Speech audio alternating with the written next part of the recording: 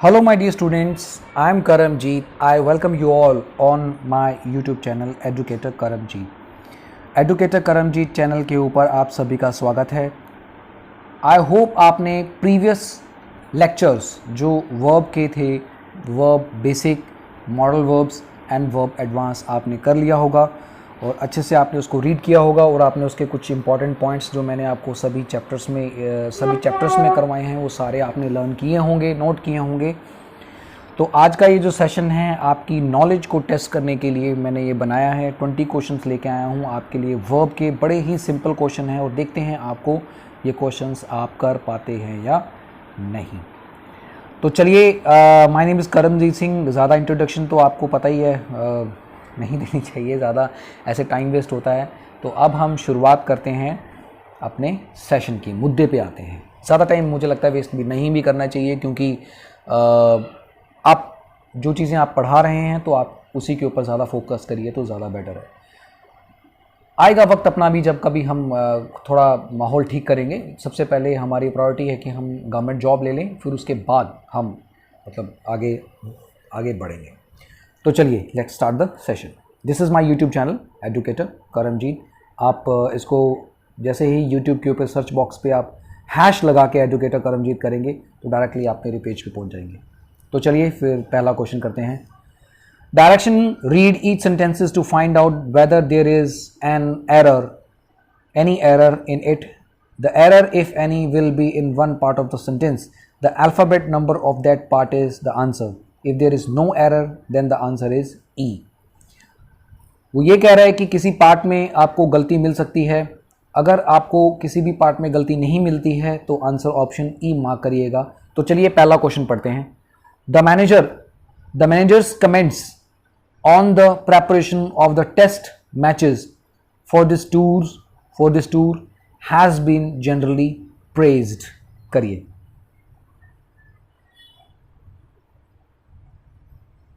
आपको यहां पर सब्जेक्ट वर्ब अग्रीमेंट देखना है. पूरे मैं आपको थोड़ा बता देता हूं. वैसे तो मैंने कॉमन एरर के पिछली क्लासेस में मैंने आपको बताया था. आपको करना कैसे है, आपको पहले सब्जेक्ट वर्ब देखना है कि सब्जेक्ट कैसा है. उसी हिसाब से आपको वर्ब का अग्रीमेंट चेंज करना है तो बेसिकली वर्ब का ही, बट आपको सब्जेक्ट के हिसाब से वर्ब को चेंज करना है. और मैं आपको हर क्वेश्चन में एक मिनट दूंगा ताकि आपको ईजिली समझ में आ जाए. तो चलिए मैं आपको फिर से 1 मिनट दे देता हूं ताकि आप इजीली इसको अटेम्प्ट कर पाएं. करिए.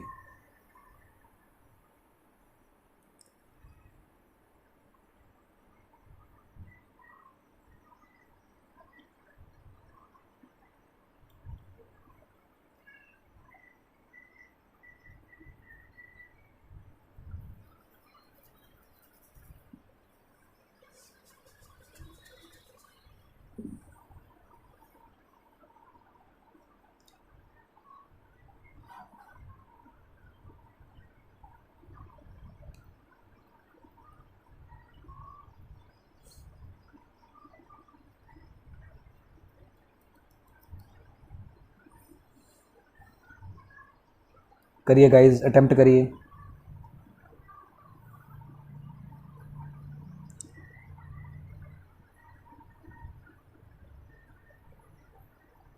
देखिए, द मैनेजर्स कमेंट्स. देखिए यहीं पे ही हमें आइडेंटिफिकेशन हो जाती है कि जो मैनेजर के कमेंट्स हैं वो क्या हैं, प्लूरल हैं. तो सब्जेक्ट कौन है, मैनेजर्स के कमेंट्स क्या हैं, प्लूरल हैं. अब हमारे दिमाग में यही चीज आएगी कि अगर मैनेजर के कमेंट्स हैं तो वो प्लूरल की बात कर रहा है. एक कमेंट तो नहीं किया ना उसने, ऐसा तो नहीं बोला ना मैनेजर्स कमेंट, ऐसे नहीं बोला उसने. क्या बोला, manager's comments on the preparation of the test matches. ये एक सब्जेक्ट की तरह काम कर रहा है. फॉर दिस टूर, ओके, यहां तक तो वर्ब का कोई रोल नहीं है. यहां पर आके वर्ब का रोल हो जाता है. तो यहां पर जब कमेंट्स प्लूरल हैं तो हैज बीन आएगा. क्या हैज कहां पर यूज होता है, सिंगुलर के लिए, ओके. और हैव कहां पर यूज होगा, फिर प्लूरल के लिए. तो इसलिए फिर यहां पर क्या आएगा, प्लूरल. और यहां पर हैज की जगह पर क्या आना चाहिए, हैव. और गलती कहां पर हुई, डी में. अब बात समझ में आ रही है. चलिए नेक्स्ट क्वेश्चन. 1 से लेके 20 तक आप नंबर लिख लीजिए और उसके बाद इन क्वेश्चंस को अटेम्प्ट करिए। आप देखिए कितने क्वेश्चंस आपके गलत हुए हैं और कितने क्वेश्चन आपके सही हुए हैं। कमेंट बॉक्स में मुझे बताइए। अगर आप एक्टिव लर्नर हैं तो मैं आप सबको एक चीज़ बता देता हूं, आप मेरे सेशन में आके लर्न करिए। मुझे बहुत खुशी होगी कि जो मेरे स्टूडेंट्स होंगे वो एक्टिव लर्नर्स हैं और लर्न करते हैं। छोटी छोटी चीज़ों को लर्न करिए। आप डेफिनेटली कुछ मंथ्स में ही आप इंग्लिश को कैप्चर कर पाएंगे। शोशा मुझे आता नहीं है, मैं आपको शोशा करना हो हल्ला करना मुझे बिल्कुल नहीं आता और मैं हमेशा क्वालिटी के ऊपर, क्वालिटी से मैं कॉम्प्रोमाइज़ कभी नहीं करूँगा। Don't worry about my next lectures. तो चलिए अब हम इसको करते हैं। नेक्स्ट क्वेश्चन करिए। The details of the incident was not known to me. बिल्कुल सेम क्वेश्चन है पहले क्वेश्चन की तरह। करिए अटेम्प्ट। इसमें मैं आपको सिर्फ 30 सेकेंड्स दूंगा क्योंकि बहुत आसान क्वेश्चन है। अभी हमने पिछले क्वेश्चन में इसको डिस्कस किया है।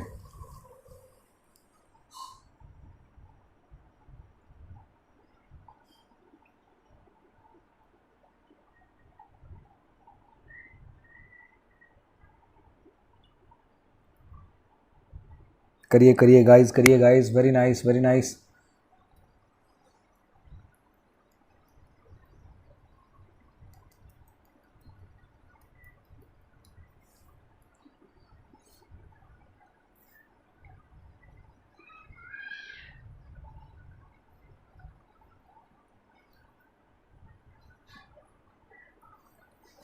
आई होप आपने अटेम्प्ट कर लिया होगा।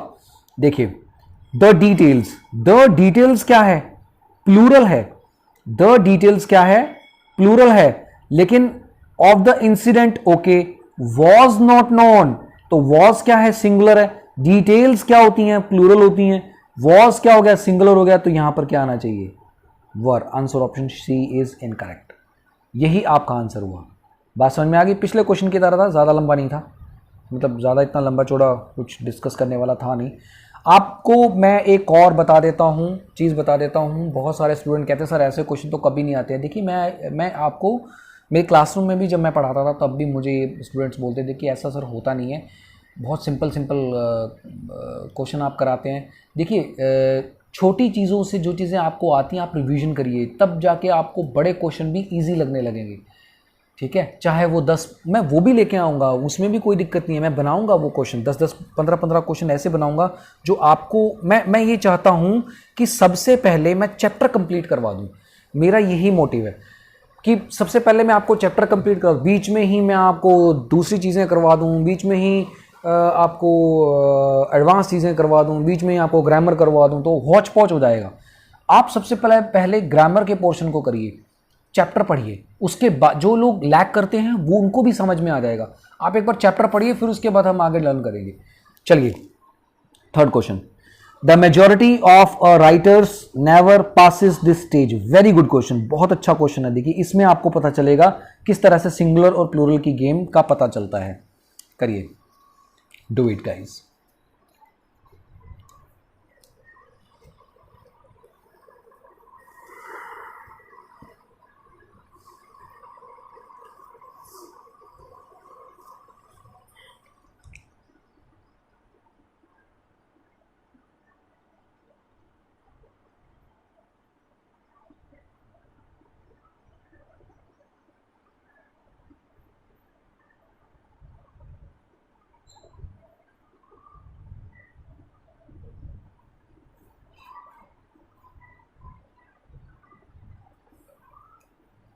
आई होप आपने अटेम्प्ट कर लिया होगा।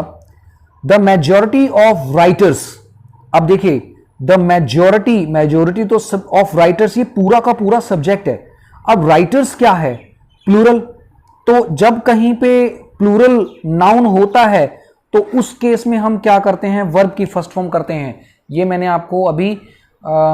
अभी आपको बताया नहीं है, लेकिन आपको एक टेंस के चैप्टर में मैंने आपको चीज बताई हुई है। अगर मान लो नाउन होता सिंगुलर, पर्सन होता सिंगुलर, तो फिर हम क्या करते? वर्ब की फर्स्ट फॉर्म के साथ एस और ईएस लगाते। लेकिन यहां तो राइटर्स है। अगर यहां पर होता द मेजॉरिटी ऑफ राइटर, फिर ये ठीक था। लेकिन अब यहां पर क्या है? द मेजॉरिटी ऑफ राइटर्स, ये गलत है। इसकी जगह पर क्या आना चाहिए? पास दिस स्टेज। क्या आना चाहिए? pass this stage. This is the correct answer. So answer option C is incorrect. Next question. A large part of the distinctive features of the mind is due to its being. ये C आना चाहिए, copyright लग गया है, कोई बात नहीं. An instrument of communication. No error.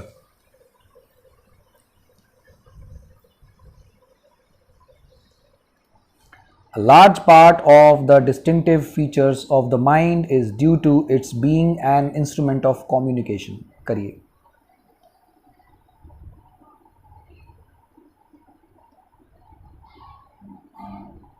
वही सेम चीज है. आपको लग रहा होगा कि सर तो वर्ब की बात करवा रहे हैं, लेकिन यहाँ तो सब्जेक्ट वर्ब अग्रीमेंट, लेकिन है तो वर्ब ही ना, वो सब्जेक्ट के हिसाब से वर्ब का अग्रीमेंट ही तो कर रहे हैं. ये भी वर्ब ही है. यही से इसी से तो सिंगुलर प्लूरल का पता चलता है.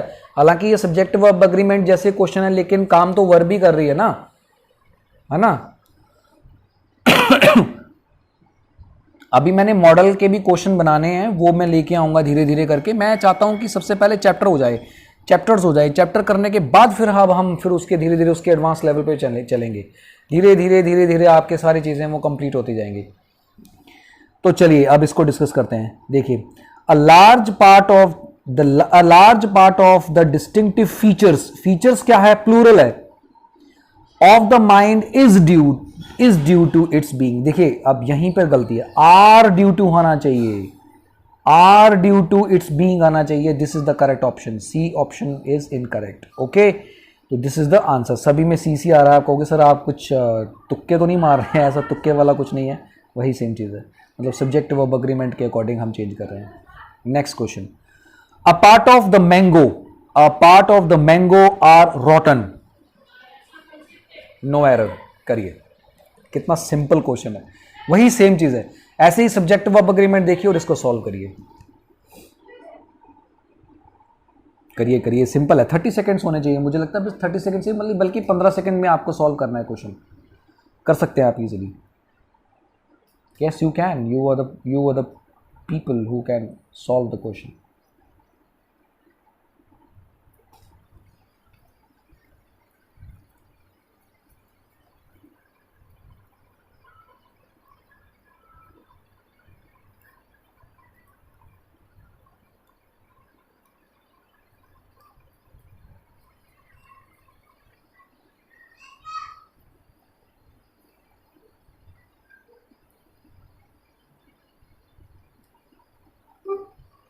Alright guys, देखिए,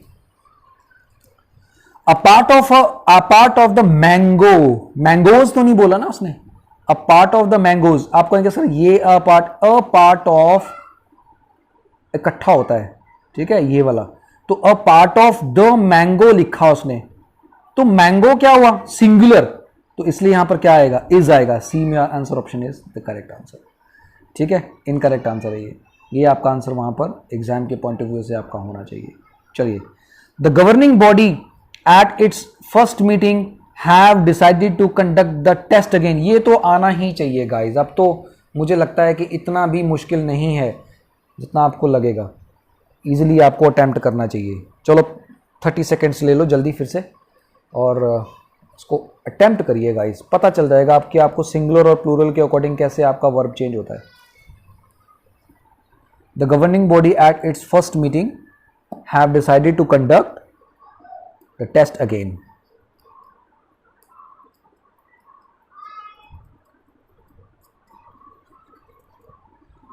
देखिए, आई होप आपने अटेम्प्ट कर लिया होगा. ज्यादा मुश्किल क्वेश्चन नहीं है. द गवर्निंग बॉडी क्या है, एक ही बॉडी है, मतलब जो गवर्न कर रही है वो एक सिंगुलर है. इट्स, अब देखो यहां पर भी अगर प्लूरल होता तो यहां पर देयर आना चाहिए था. इट्स फर्स्ट मीटिंग यहां और यहां ठीक है, ये भी ठीक है, ये भी ठीक है, इसमें कोई एरर नहीं है. यहां पर गड़बड़ है. तो गवर्निंग बॉडी तो एक ही हुई ना. गवर्निंग बॉडी में काम करने वाले लोग, एक तो बॉडी है ना, वो बॉडीज तो नहीं बोला ना उसने, तो बॉडी इज अ सिंगुलर, तो यहां पर हैव की जगह पर क्या आना चाहिए, has. This is the correct answer. Decided on the conduct the test again. Okay, चलिए. The bankers association has submitted a memorandum for the fulfilled of their demands.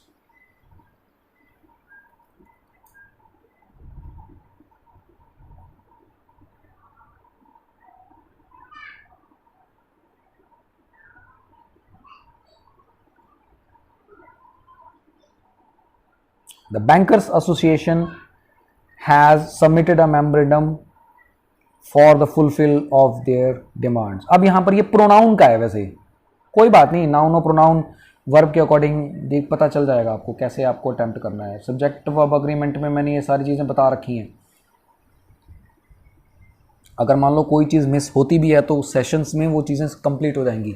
देखिए कई बार ऐसा नहीं होता है कि हर चीज़ पूरे के पूरे चैप्टर में समझा दी जाए, कुछ चीज़ें ऐसी होती हैं कई बार नहीं समझाई जाती हैं, लेकिन वो क्वेश्चंस में जब आप क्वेश्चन अटैम्प्ट करते हैं तब बता दी जाती हैं। और मेरी बात को ध्यान से सुन लिया करो ताकि आपको ईजिली समझ में आ जाए।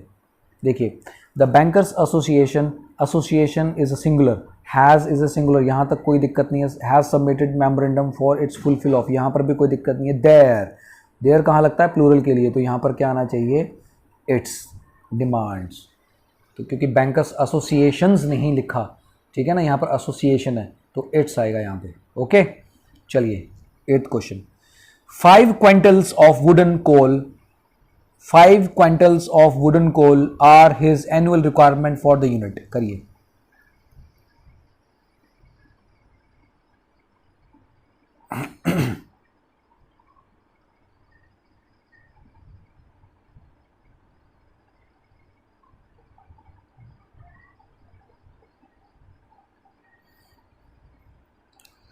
बहुत ही अच्छा क्वेश्चन है ये, बेसिकली मटेरियल नाउन से रिलेटेड है। अब देख लीजिए मैंने आपको हिंट दे दिया। आई होप आपको ये तो क्वेश्चन आपको अटेम्प्ट कर लेना चाहिए। अब देखो यही क्वेश्चन अगर आपको नहीं आता ना, फिर आप मुझे मत ही कहना कि सर बेसिक तो आपको ज़्यादा ही मतलब बहुत सिंपल क्वेश्चन करा रहा है। ये चीज़ें, ये सिंपल क्वेश्चन आपको आगे लेके जाएंगे। रूट होता है ना, जैसे मैथ्स में रूट क्या होता है, आपकी कैलकुलेशन रूट होती है। इसी तरह से यहाँ पर इंग्लिश का रूट क्या है, आपके चैप्टर्स हैं। आपको सब्जेक्ट वर्ब अग्रीमेंट के अकॉर्डिंग ध्यान रखना है कि कौन सी चीज़ कब यूज़ होगी। देखिए 5 quintals of wooden coal, 5 quintals of wooden coal, क्या कोल को आप गिन सकते हैं, तोल सकते हैं। तो क्विंटल भी क्या हो गया, गिनना ही हो गया। तो यहां पर जो मटेरियल होता है हमेशा सिंगुलर होता है, तो ये क्या हो गया, इज आएगा। तो इसलिए answer option B is answer. And incorrect है वैसे तो वो आपका आंसर है, क्योंकि इनकरेक्ट ही ढूंढना है हमने, तो इज आएगा यहां पे। Next question. Dickens have criticised the philosophy in hard times. अब ये अगर नहीं आएगा तो सीरियसली डंडा लेके पीछे पड़ जाऊंगा मैं। डिकन्स,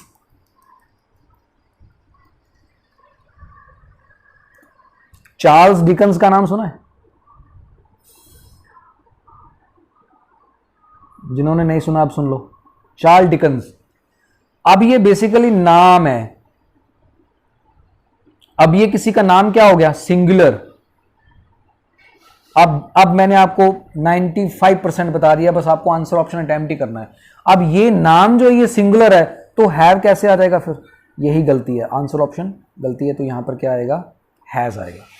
ठीक है चलिए 10th question. A bunch of grapes are sold by the dealer in the market. A bunch of grapes are sold by the dealer in the market.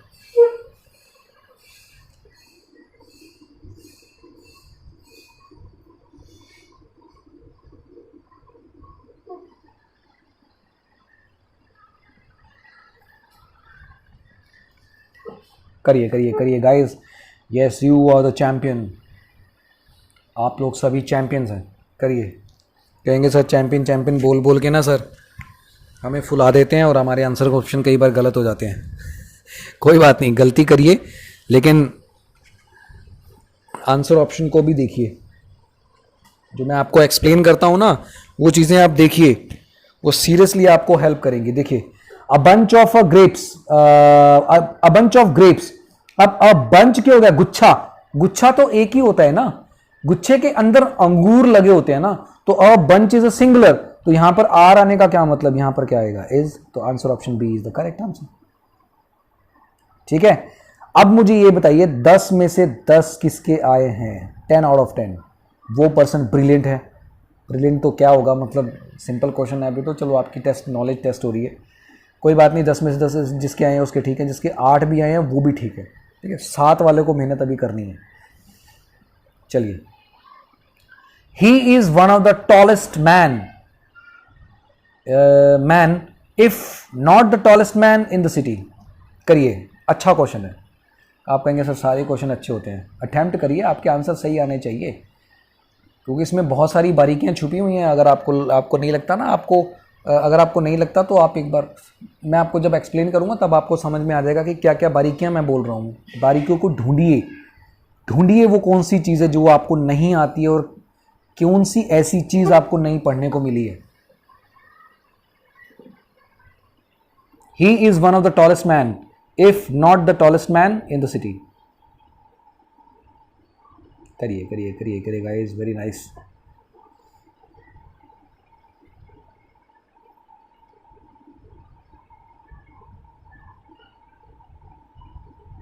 ये मैंने आपको नाउन के अंदर बताया हुआ है, देखिए कैसे। आंसर ऑप्शन कैसे पता चलेगा?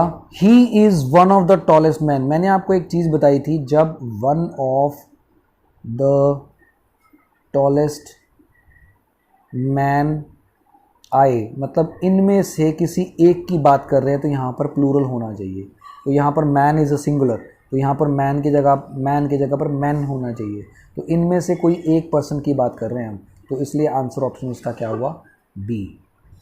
ओके, चलिए next question. He made a blunder and worse than that a crime. करिए,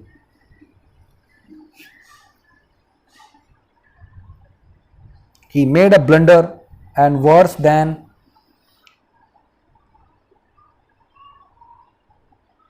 that a crime।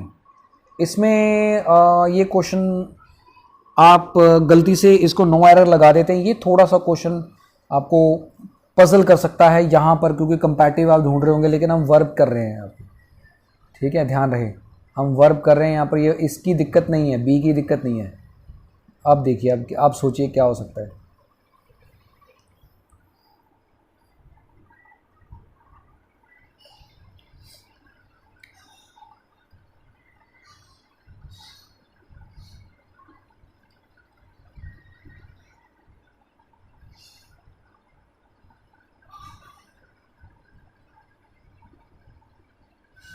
ओके, बता देता हूं आपको। ही मेड अ ब्लंडर, ठीक है, and worse than that committed a crime आएगा यहाँ पे।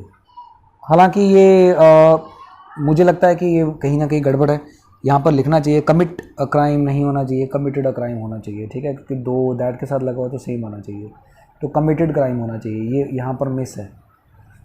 चलिए, the wheat on this farm is finer than last year. The wheat on this farm is finer than last year। करिए,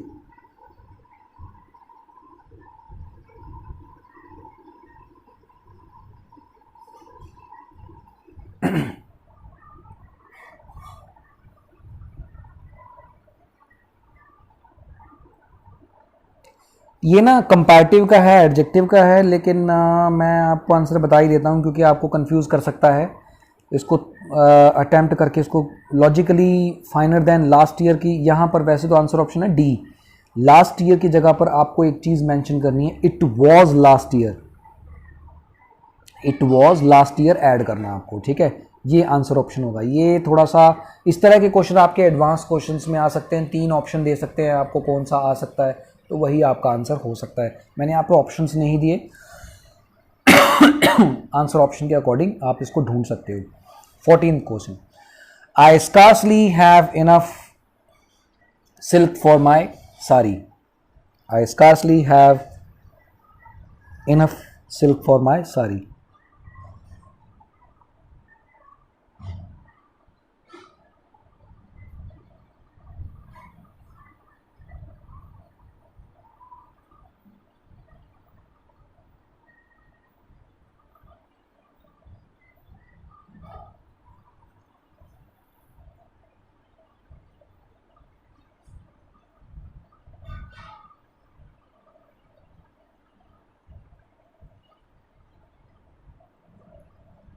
देखिए, इस question में आंसर ए में दिक्कत है।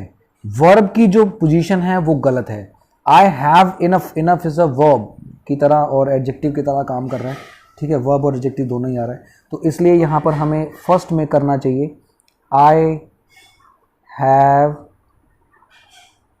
स्कार्सली इनफ, ठीक है, तो ये आना चाहिए। चलिए next question. Every day and every night bring its own pleasure for every one. Every day and every night bring its own pleasure for every one, करिए।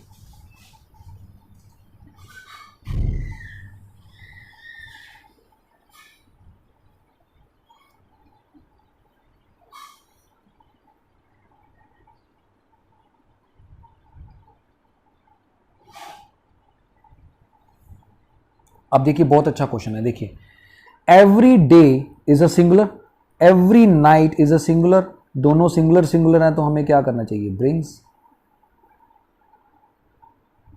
है तो सिंगुलर है ना दोनों, तो डे नाइट एक ही दिन में होते हैं ना, तो ब्रिंग्स आएगा यहां पे, तो यहां पर brings its own pleasure for everyone, ठीक है।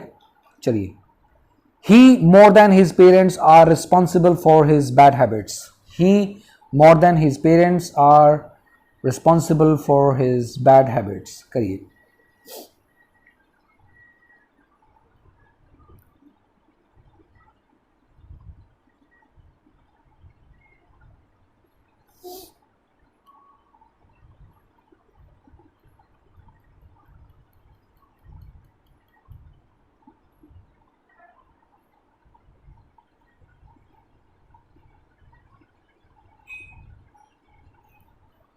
अब यहां पर भी सब्जेक्ट वर्ब अग्रीमेंट है, ये बहुत ज़्यादा आपको कंफ्यूज कर सकता है, क्योंकि आप लोग ये देख रहे होंगे कि हिज पेरेंट्स, पेरेंट्स तो प्लूरल होता है, तो उसी हिसाब से आपको आर लगाया हो तो इसमें नो एरर होगा। लेकिन अगर आप नो एरर करते हैं तो गलत है, क्योंकि सब्जेक्ट यहाँ पर है, उसी के बारे में हिज की बात कर रहे हैं, हिज बैड हैबिट्स, ठीक है, his bad habits, his parents, उसी की बात कर रहे हैं, तो यहाँ पर सिंगुलर आएगा, तो यहाँ पर क्या आएगा, इज आएगा। इसी स्ट्रक्चर को आप देखना, ये मैंने आपको नाउन के, प्रोनाउन के अंदर बता रखा है, आप अच्छे से प्रोनाउन के लेक्चर को आप जाके देखिए। चलिए, bread and butter are a rich and nourishing food. बहुत ही अच्छा क्वेश्चन है, अच्छा क्वेश्चन है। इससे पिछले वाला भी, प्रीवियस क्वेश्चन भी बहुत अच्छा था, इसको आप अच्छे से इस रूल को लर्न करिए, आप प्रीवियस चैप्टर में जाके प्रोनाउन में होगा, ठीक है। प्रोनाउन में मैंने जब बताया कि एक पर्सन पूरी इंटायर चीजों को भी डिनोट करता है, तो इस तरह से वो बता रखा मैंने, आप चेक करिए जाके। ब्रेड एंड बटर, देखिए आप कभी ब्रेड खाते हैं क्या, सूखा ही खा जाते हैं, उसके साथ कुछ तो खाते होंगे, बटर बटर लगाते होंगे, अचार के साथ खाते होंगे, दाल के साथ खाते होंगे, बहुत सारे लोग दाल के साथ ब्रेड खाते हैं, है ना। तो इस तरह से, तो वो एक तरह से क्यूजीन हो गई ना, एक तरह से खाना ही तो हो गया, तो खाना क्या हो गया फिर, सिंगुलर हो गया। ऐसे थोड़ी ना होता है कि मैंने आपको, मान लो आपके प्लेट में एक भिंडी आ गई और भिंडी को आप गिनने लगे कि मेरे प्लेट के अंदर कितनी भिंडियां आ गई, एक भिंडी, दो भिंडी, तीन भिंडी, ऐसा नहीं होता है ना। तो इसलिए वो एक क्यूजीन होती है, क्यूजीन का मतलब होता है खाना, तो यहां पर क्या आएगा, इज आएगा, ओके। चलिए 18th question, not only she but all her sisters has been married since long. Not only she but all her sisters has been married since long.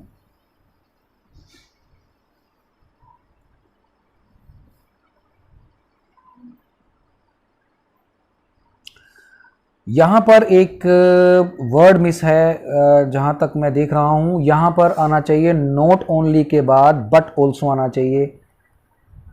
I apology guys, यहाँ पर but also, all her sisters आना चाहिए, okay. तो एक चीज़ rule देख लो, ये basically conjunction का rule है। कंजंक्शन के रूल में नॉट ओनली और बट ऑल्सो के केस में सेम चीज़ें होनी चाहिए। तो यहाँ पर नॉट ओनली में शी है और बट ऑल्सो में उसकी सारी बहनें हैं, तो सारी बहनें प्लूरल हैं, तो यहाँ पर हैज़ कैसे आ सकता है, यही गलती है आपकी।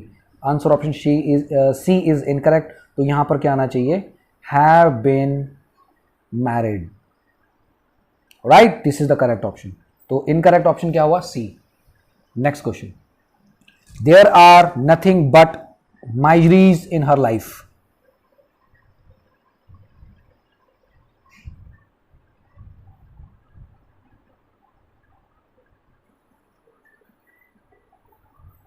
There are nothing but miseries in her life, करिए।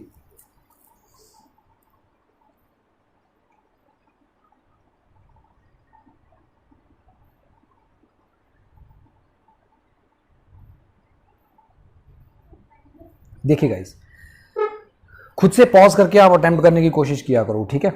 There are nothing but miseries in life नहीं हो, ये तो यहाँ तक सब कुछ ठीक है।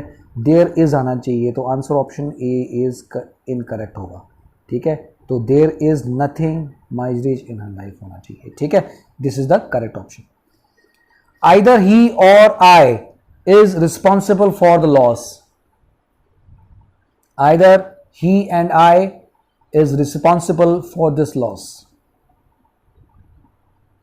आइदर और वाला केस है तो कभी भी ध्यान रखना, ये मैं आपको आगे चल के जो कंजंक्शन का केस आएगा उसमें बताऊंगा, कंजंक्शन में सारी चीजें बताऊंगा। आइदर और वाले में सेकंड वाले के अकॉर्डिंग हम करते हैं। तो आई के साथ इज लगता है क्या, कॉमन सी बात है, सेंसिबल पर्सन होने के बावजूद कई लोग इसको गलती करते हैं। ही शी इट के साथ सॉरी दिस के साथ, दैट के साथ इज लगता है। आई के साथ सिर्फ एम लगता है, तो यहां पर एम होना चाहिए, ओके। तो दिस इज द ऑप्शन। तो ये थे बड़े ही सिंपल क्वेश्चन, आपको बेसिक्स कराने का मेरा एक मैंने सोचा था कि आपको बेसिक्स करा दूं, तो ये बेसिक्स मैंने 20 क्वेश्चंस आपको करवाए हैं। तो चलिए फिर अब वेट करिए नेक्स्ट चैप्टर के लिए, एडवर्ब के लिए, एडवर्ब आएगा। So thank you for watching this video. Stay happy, stay safe. Jai Hind, Jai Bharat. Stay tuned.